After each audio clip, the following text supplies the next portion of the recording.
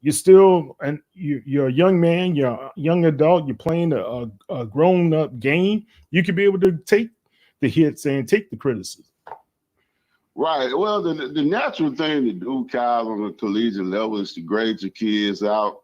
I'm sure Coach Dishman and his staff is doing that. They're grading their kids and giving them the grade sheet, grade report, and do the meetings off the grade report. You know, what are their mistakes? What are their strengths? What are their weaknesses? And capitalize from there. You know, whereas in the pro level, you miss a couple passes or you miss a couple tackles, we can bring you in, we can release you right then and there. So it's a little bit different, you know, but they have a chance to correct it on the collegiate level. But on the pro level, you don't have a chance. You know, you're limited to mistakes. And I think the accountability is different. Now, I will say this, kudos to the NCAA, because at the end of the year, it is now a legitimate cause on releasing a kid. A kid they don't have to keep a kid after 1 year anymore. So, Okay. you know, yeah, if the kid doesn't, you know, hold up to his accountability or hold up to his potential, then guess what? We can release him at the end of the year. Okay. Interesting. Jace Wilson, he finally got a chance to start once again. I think the last start he had was against Rice University.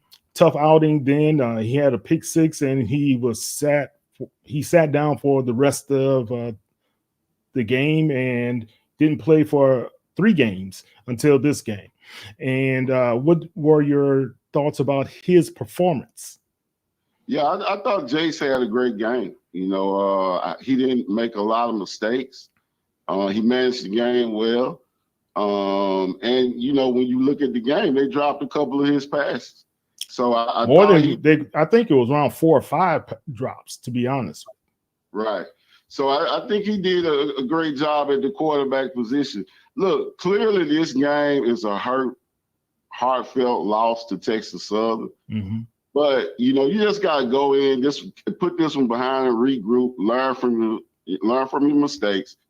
Clearly what people are going to say, this was a big coaching mistake. But you're allowed to make a mistake. You know, you learn from this, correct it. You know, I'm glad he's not at Jackson State or Southern. They probably would have fired him. But you know, okay. But you know, you know, let's just hope he can rebound from this, Kyle, and get ready for the next one. All right, let's listen to what Coach Dishman had to say today at the SWAC press conference. Well, I was very pleased the way our defense would play. They came out, had high energy, and played a heck of a game for us. But as a team, you got to have all 3 phases in order to win. And Southern had all 3 phases, and so that's why they won. Appreciate those opening comments, Coach. First question goes to Perry Daniels.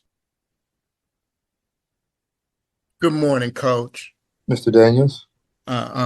Coach, your team seemed very well prepared for Xavion T-Set when he came into the game, getting a pick 6 on the very first play of the game. What was it that you all saw during the week on film that had you all so prepared for that? Well, we have some good defensive coaches, first and foremost. We always scour through the film and try to watch for any little tip that we can get on a team. Then we try to scour through the film and try to find that and try to use it as our advantage. And specifically regarding him, what is it that you saw? Well, don't we play these guys again next year? Oh, okay. Oh, fair enough. Fair enough, Coach. I do have another question though. So your team, you openly stated what your 3 goals were with us, and now one of those goals are in jeopardy in winning the SWAC, which puts the 3rd goal of winning the Celebration Bowl in jeopardy. What is the message to the team now? We're still alive. You know, we're not dead yet. So don't write us off or don't kill us yet. We're not dead yet. So we're still alive. What we need to do is just go ahead and take care of our business for the rest of the season. And what happens, happens. If we able to accomplish those goals, we are. Then if we're not, we have to set the same 3 goals for next year and then understand what we have to do for next year. we can't let games be close. We can't go in overtime. We got to be able to put the team out when they're out. Thank you, Coach. Good luck to you this week. You got to put the team out when you're out. And he's right about that. They had a chance to be able to put them to bed, but they were not able to do it. 26 seconds left in the game. Call timeout. You chose to punt the ball. Shanks, and then they put it to the bank. So, and that was it, man. I told somebody that was asking me, hey, man, looks like they're going to win the game. I said, it's still time left on the clock.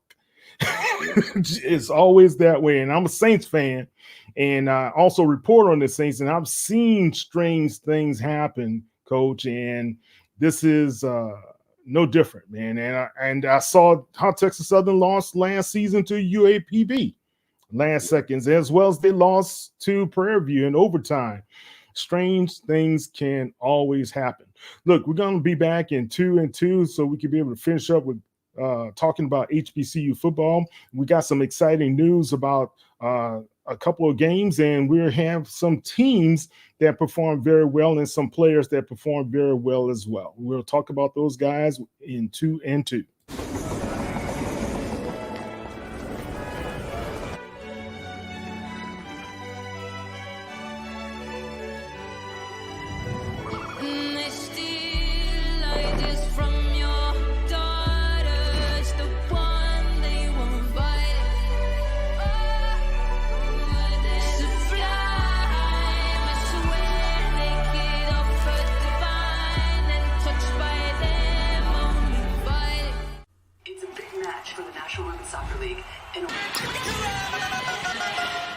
Hey, it's Jared. Let me show you how I created my dorm room vibe for less with Amazon.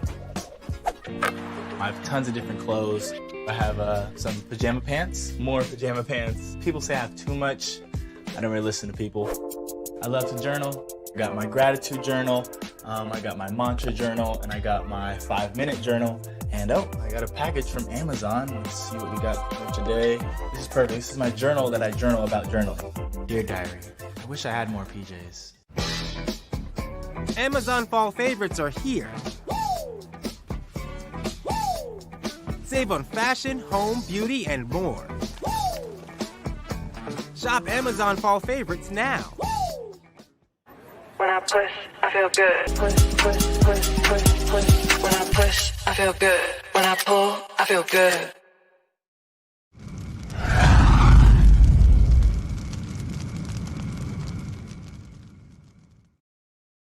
All right, this Coyote Mosley of Black Sports Insiders here with Coach Daryl Steward on the line. Coach, last thing, you don't want to keep on beating on a dead horse, but right now, when you look at the SWAC and standings, are we saying Texas Southern is out, or they still have an opportunity, as well as Prairie View?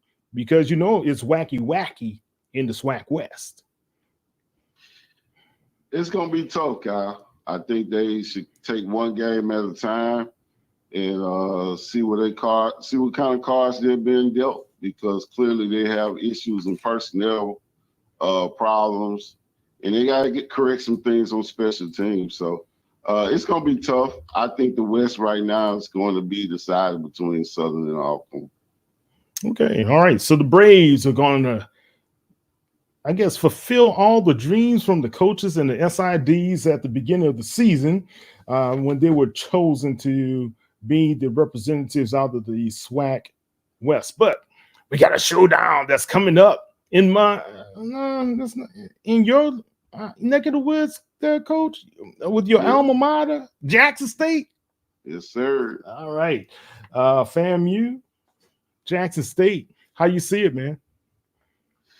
Well, shout out to TC Taylor. If he have his team ready to play, I don't see it being close. A lot of people saying, time out. What'd you say?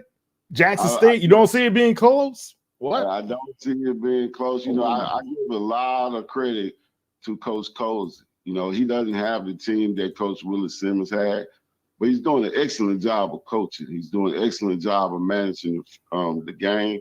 Okay. The talent is clearly with Coach T.C. Taylor, with Eric Mulligan, Travis Terrell, the big wide receiver he has, and then the players that he has on defense. This Tiger team is loaded with talent, and of course, Jacoby and Morgan, the big quarterback. If he comes in and manages the game well, I see the Tigers winning at least by 2 touchdowns. All right. So Coach sees the Tigers of Jackson State, which you got to give them some kudos and give them some love. They, as well as NCCU and FAMU, were the 3 HBCU representatives in the FCS top 25 polls. Congratulations to all 3 of those guys. I believe A&M was tied at 25th, NCCU at 20th, and hey, that's pretty good right now. What's your thoughts?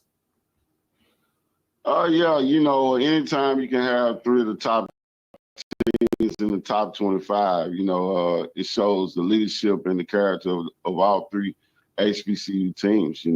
These guys are doing a phenomenal job, and let's hope they can keep up the good work. I'll take that back, guys. The American Football Association poll, it was Jackson State at number 25, Florida A&M. Those guys are at 18, and NCCU is tied at 21st in the country at this particular time. So that's great to see all 3 of those guys. But Coach, there's another team that you kind of have fondness to and is close to your heart, and that's with Coach Mickey Joseph and those guys at Grambling. Let's listen to. We're here once again. Coming up short. We got to figure out, how to not put ourselves in those situations. Thought the defense played well, except for 2 plays. The long run and the deep ball. So I thought they did a really good job of slowing them down, didn't let them march up and down the field, kept the quarterback contained to probably the last play, when he broke a tackle and put him in good field goal range. And offense, we got to continue to get better. We wasn't hitting on all cylinders. We got to do better with the protection. Got to do better just across the board on the offense side of the ball. We got to keep our quarterback upright. We got to get him to start playing better also. And it all starts with me. And, so we'll go back and we'll look at some things today and see what we need to do to get this offense jump started.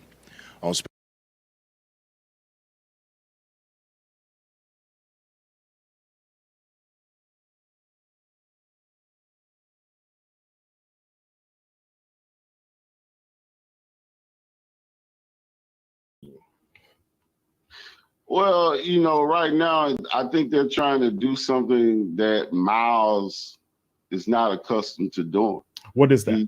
He's not a dual threat quarterback. He's a prolific pocket passer.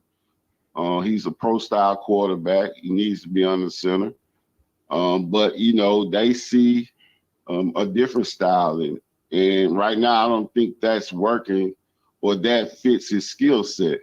Now, clearly, it's Grambling. They have talent all over the field. And Kyle, I just want to say, man, everybody in this league just loves to throw the ball. And I get it. I understand it. When you throw the ball, the fans go crazy. But Grambling has 2 of the best running backs in the conference.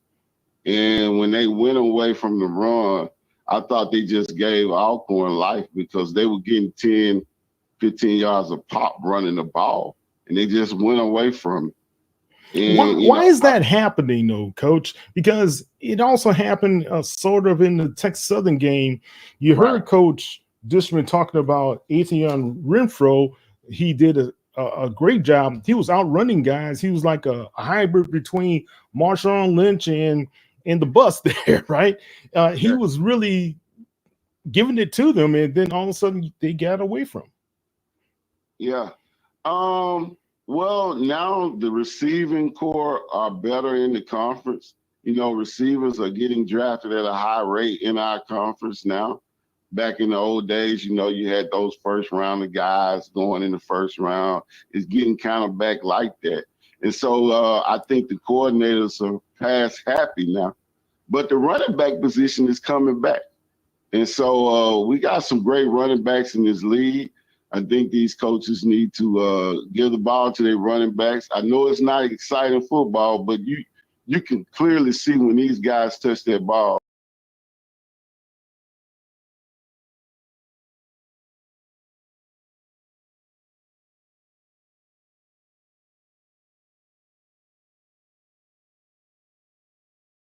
Gave Alcorn a chance. And they went in there and they capitalized. All right, let's continue listening to Coach Mickey Joseph of Grambling State University. Special teams, I thought we played well for the most part. We missed some calls, especially calls when they come from the sideline. The kid gets out there, they hear something else. So we got to do a better job of just saying, hey, go with the call that's you hear from the sideline. Because I don't know if somebody changed the call, but the kid was confused. The 2 punt returns, was really good. We thought we should have scored on it, but we didn't. So we'll go back and look at everything today. But, just coming up short like that kind of stings a little bit, especially, with the kids. Hey, Coach. All right. Again, you hear another coach talking specifically about a player and what went wrong more than right. Right. Is that, Mickey doesn't have a pro background like Dishman. Well, you're talking about the preseason SWAC Player of the Year and Miles Crowley. And you got to find a way, because you don't want this on your coaching resume that you couldn't get the preseason guy to perform at a high level. Clearly, this kid is a pro, so you got to find a way to find his skill set and make him capitalize at what he's doing, Kyle, because the kid didn't play bad. He had that one interception where he was scrambling or whatever. But I think right now they're trying to make him do something that he's really not skillful at. I just don't think he's a dual threat kid. He needs to be on the center where he can run that ball, do a little play action, and throw the deep ball, what he's good at. And I think Grambling still has a chance, Kyle. They just got to go back to the drawing board. The defense plays lights out.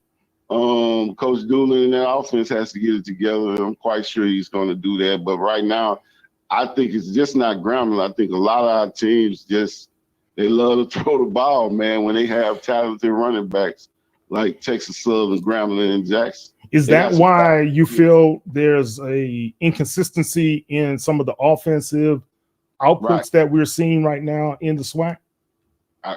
You're right. You hit it dead on the nail. We got to be more of a balanced attack. You got to be able to run it and throw it, but you got to know when to do that. And, just get into a rhythm. These guys are veteran coaches. They know what they got to do. And so they just got to get it done because, like I say, man, Grambling has one of the best running backs in the conference. Okay. All right, guys. If you I want to hear your outputs out there. If you're going to listen to what we're saying on YouTube or even in some of the chat rooms, just go ahead and just tell me how you feel. Let's see how your thoughts are. We're able to take some questions as well. So those are some pretty good analysis that you have there, Coach. And I think right now, when you look at the SWAC and you look at the standings there and some of the scores, you have to say right now we see a separation that's starting to occur, right? Right. Pine Bluff, that upset over Prairie View. A lot of people thought Prairie View was going to win. They were 7.5-point favorite. But Pine Bluff, who really played Alcorn pretty tough, and they were leading that game until they lost it in the end, of course. And then you have Alcorn defeating Grambling. Some people thought Alcorn, like you said, was going to fall to Grambling at home at Eddie G. Robinson Stadium. Then you have Alabama A&M that just whooped up on Bethune-Cookman 56-12, and as well as Alabama State 54, Mississippi Valley State 17. Now, this is a very interesting game right there. The young man that has been a quarterback for Eddie Robinson Jr. for 3 weeks had a great game, and he also was the SWAC co-offensive player of the week, and that's Mr. Key. What do you think about his performance? Outstanding kid. I think they have a bright future with this kid at quarterback. But I've talked to some people in Montgomery, and it's kind of hot down there, Kyle. You know, they hadn't got over the Andrew Body situation. And, you know, let's face it, you know, unless Jackson or FAMU messes up, you know, Alabama State, you know, they might be out of the race. And so this is year 4 for him. This is the year that they thought he was going to get it done. Clearly it didn't happen. And so unless something else occur, you know, it's hot in Montgomery right now. Okay, Coach. Hot in Montgomery. It wasn't that hot when I was there 2 weeks ago, but yeah, well, the Rattlers did burn it up on the field afterward. So, but it was pretty good to see. Let's take a short break, guys. We're going to be back to be able to wrap up the show. But, Coach, you bring some good analysis to everybody. And don't forget, guys, you can check us out at HBCUlegends.net, where I'm right for Sports Illustrated. And it's a great time that we have that we're giving you guys some good content. Matter of fact, Alabama State and Alabama A&M in the Magic City Classic, Coach, they've been elevated up to ESPNU. All right, so we can talk a little bit about that when we get back as well. Okay, so here we go.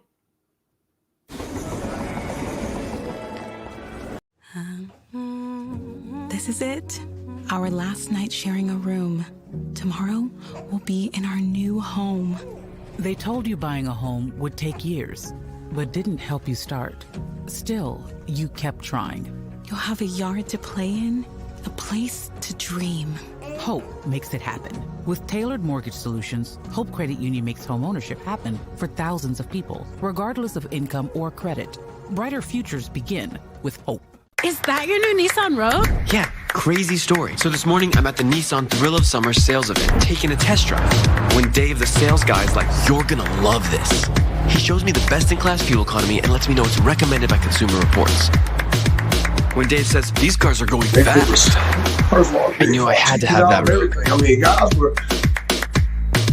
Nissan offers 6 vehicles starting under $30,000, like Rogue, with 2.9% financing for 60 months. Hey, sweet new gear. It's like Best Buy hooked you guys up. Pretty sick, right? What is that? That's our traveling trophy. Oh, that's what's up, man. Ah, a goat for the goats. Fits these pro-level setups. Last year's trophy. Not a goat. Nope. What if you could get all the latest and greatest gaming gear from one place?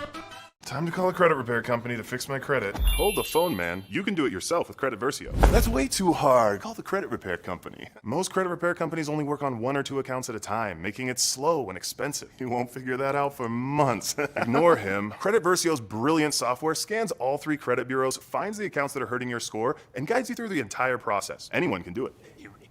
Let's fast forward and see the results. Wow, I fixed my own credit and saved hundreds. You can do this. Visit creditversio.com.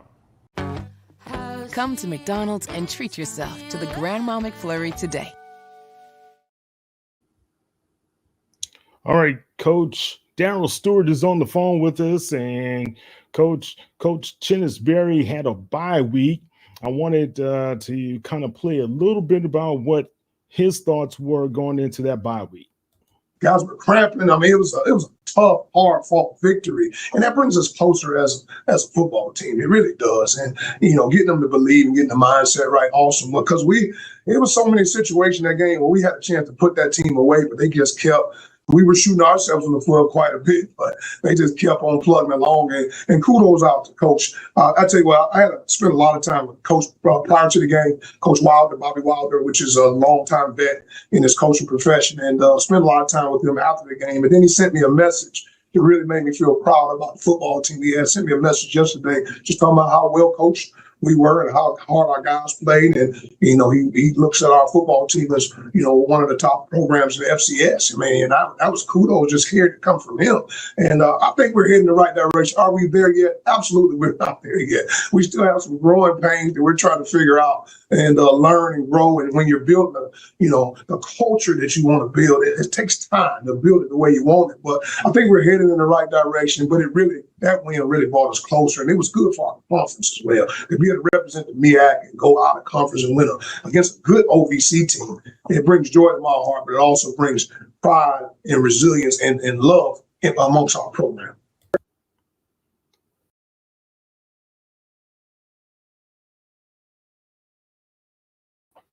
That was Coach Chinesbury. What are your thoughts about what he's doing for the Bulldogs at this time? Oh, man, Coach Chinesbury, one of our big icons in the conference and in HBCU. I think he's doing an outstanding job revitalizing that program at South Carolina State, man. He's in the hunt. He might be the only team that can give North Carolina Central a scare. And so I just think right now he's doing an outstanding job at South Carolina State. And he might do it in year one, Kyle. And so it's always a chance, right? It's always a chance. He's had some outstanding wins. But, that game between South Carolina State and North Carolina Central, it could be sold out. It's going to be on Halloween, guys, in Orangeburg. Man, we're talking about some Phantom of the Opera type of stuff. Some, what's that, Ichabod Crane type of stuff happening down there. Look, Tennessee State, they had a big win this past week against Eastern Illinois. And It's a big win because that program has been taking a lot of hits from their OVC conference foes. And to be able to win definitively as they did on homecoming, is Eddie George turning that program in the right direction as well? Eddie George is doing an outstanding job at Tennessee State, and shout out to the Tennessee State administration for giving their first-year head coach time. They didn't come in and ruffle his feathers, Kyle. They let him run his program, and Eddie George is responding. This win right now solidifies him as a top head coach in HBCU football because I don't think they've beaten Eastern Illinois since the Cole Brothers days. And so, hey, he's doing an outstanding job there. He just got to keep up the good work, and he's in the hunt to win the OVC. Am I correct? Yeah, he is. So, he's following his process. He's doing an outstanding job. Let's hope they can keep him, Kyle. That's a good point. Who will come knocking on his door? The Townsend Tigers shut down Coach Odoms and Norfolk State Spartans. We talked about this on HBCU Legends Podcast. Coach Odoms, man, a good guy. But it doesn't look like it's going to be sustainable at this point. Am I correct? What's your take? You hit it dead on the nail, Mr. Mosley. I just think right now the culture has ran its course. And he tried at Norfolk. Coach Odoms is an outstanding coach, but sometimes, it just doesn't happen. And, when you're trying to revitalize those struggling programs, it's going to take time. And that's what my wife said about me. When trying to revitalize your old body, Cal, it's going to take a lot of time. Well, you must have been listening to those tapes there she put out. But to all seriousness about Coach Odoms, man, I think if he and I don't want to project anybody losing a job. That's not what we're trying to do here. But do you think there's another program that could be able to utilize Coach Odoms if he were to be able to get on the market, just like Fred McNair? I think there's going to be some opportunities for him next season as well. Well, you look at what Coach Odoms did at Southern. Every year in the SWAC championship game, won a SWAC championship. National championship too. Yeah, national championship. Then when you go to a struggling program where you got to change the culture, not just with the players, but the administration, the community, everybody. It takes time. And, only the strong can survive those programs. And, you had a lot of people saying before he went to Norfolk State, why did he do it? But, he's a good coach. He wants to coach. And I think a program like a Bethune could use him. If not as a defensive coordinator, I think he can help he can help some programs in HBCU as well, like Coach McNair is doing at Southern. So definitely, it just takes time, Kyle. Yeah. All right. The Hornets of Delaware State, we kind of anticipate they would fall to Robert Morris. Tuskegee, the Golden Tigers, they took care of business and they got rid of Lane Dragons. They vanquished the Dragons. I had Tuskegee to win, though. Yeah, you did. I remember them. They did. They took care of business. NCCU really took care of business, and they just shut down the Dragons of Virginia Lynchburg, which this is the second game in a row that Virginia Lynchburg did not score any points. Last week it was with Texas Southern at their homecoming, 28-0. The Trojans of Virginia State rebounded and they defeated Bowie State. Wow, Bowie State is moonwalking at this time. So I don't like what's happening there, but it's happening. But Coach, the Trojans, they're still in the mix over there to try to win that CIAA. Benedict lost to the Thoroughbreds of Kentucky State. Man, now that was a shock. Yeah, that was a big upset, 23-21. And Virginia Union, they took care of business against Elizabeth City Vikings, 35-0. The Yellow Jackets keep on winning at West Virginia State. They defeated the Concord Mountain Lions. That was a big win for that program as well, because a lot of people believe the Concord guys were going to go in and win. What's your thoughts about West Virginia State at this time? I had West Virginia State to upset them, and they must have been listening. They were listening to you, Coach. They clearly went in with a game plan and had a great victory. But, big win for their program, and let's hope they can continue the success. Okay, and the Howard Bison. I think that was homecoming for them, right? Right. Yeah, they took care of Sacred Heart, man, 21-14. I thought the VP and the presidential candidate Kamala Harris was going to make an appearance. I didn't hear anything, so she must chose to do something different.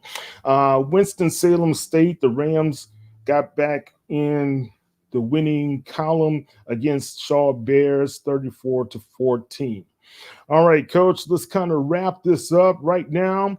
If we look at the state of HBCU football, who are the top 5 in your opinion? Well, right now, number 1, of course, Jackson State Tigers. Number 2, the FAMU. Time out. He said, of course. Now, that's spoken like a true Jacksonian. Hold on. Jackson State number 1. Go ahead, Doc.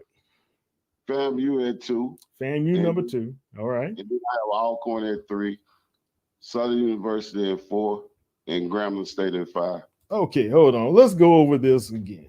JSU number 1, right? Then FAMU number 2. Then Alcorn number 3. Yeah, I got Alcorn number 3. Over NCCU? I thought you was talking about the SWAC. Oh no. Okay, no. Let's talk about all HBCU football. Now it's making sense. Okay. Yeah. Okay. I just thought you were talking about this. Well, we're talking about everybody, of course. NCCU at 1. Okay. Jackson State at 2. FAMU at 3. South Carolina State at 4. Okay. And Alcorn at 5. South Carolina State at number 4, you said? Yeah. All right, and who's number 5? Alcorn. The Braves. Oh man, how did Braves jump all the way up to number 5? Man, when you hear these Southern Jaguar fans and you look, everybody saying a great job that Coach Cedric Thomas is doing. A lot of people saying that's Coach Fred McNair team he's doing it with. But man, the big win over Grambling this weekend for Cedric Thomas to go in there in that hole. They hadn't beat Grambling since 2005, Kyle. Whoa, really? Yeah, since 2005. Big win for his resume, for him as a head coach to go in there and do that, Kyle. If he can win the SWAC in year 1, it'll solidify him for Coach of the Year. Yeah, it's a big turnaround from what happened at the beginning of the season. And like I said, that's validation for all of these SIDs and as well as the coaches who thought Alcorn State would win the SWAC West. All right, guys, I'm Kyle T. Mosley of the HBCU Legends as well as the Black Sports Insiders. That's Daryl Steward. He is my co-host on HBCU Legends Podcast. Check us out, follow us. Much love, and let's have a great week. Talk to you later.